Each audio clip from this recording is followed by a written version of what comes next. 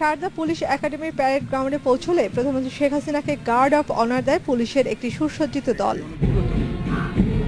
এরপর প্যারেড পরিদর্শন করে হাউস গার্ডের সালাম নেন প্রধানমন্ত্রী।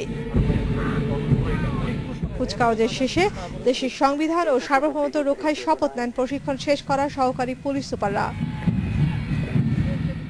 এরপর প্রশিক্ষণের বিভিন্ন ক্ষেত্রে শ্রেষ্ঠত্ব অর্জনকারীদের হাতে পদক তুলে দেন প্রধানমন্ত্রী। অনুষ্ঠানে দেওয়া বক্তব্যে প্রধানমন্ত্রী বলেন, একবিংশ শতাব্দীর চ্যালেঞ্জ মোকাবেলায় একটি যুগোপযোগী আধুনিক পুলিশ বাহিনী গড়ে তোলার কাজ করে চলছে তার সরকার।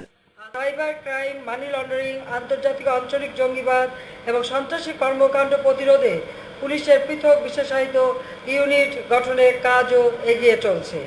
এই লক্ষ্যে আমরা পুলিশ বাহিনীকে উন্নত প্রশিক্ষণ দিচ্ছি। বিভিন্ন সময় রাজনৈতিক সহিংসতা মোকাবেলায় পুলিশ বাহিনীর ভূমিকার প্রশংসা করেন প্রধানমন্ত্রী। বলেন, বঙ্গবন্ধু সহ জাতীয় 4 নেতা ও যুদ্ধ অপরাধীদের বিচার নিশ্চিত করতে গুরুত্বপূর্ণ অবদান রেখেছে এ বাহিনীর সদস্যরা। আইন শৃঙ্খলা রক্ষা ও জানমালের নিরাপত্তা নিশ্চিত করতে পুলিশ বাহিনীকে সবসময় সতর্ক থাকার আহ্বান জানান প্রধানমন্ত্রী।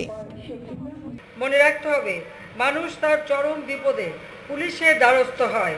কাজেই তাদেরকে আইনি সেবা দিয়ে মানবিক আচরণ করে গণমানুষের আস্থা অর্জন করবেন।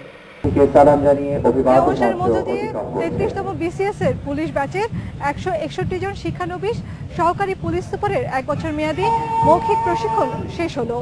পেশাগত দক্ষতা, নিরপেক্ষতা, স্বচ্ছতা ও জবাবদিহিতা নিশ্চিত করার পাশাপাশি জনগণের প্রতি সুশীল আচরণ করতে পুলিশ বাহিনীর প্রতিটি সদস্যের প্রতি আহ্বান জানান প্রধানমন্ত্রী শেখ হাসিনা।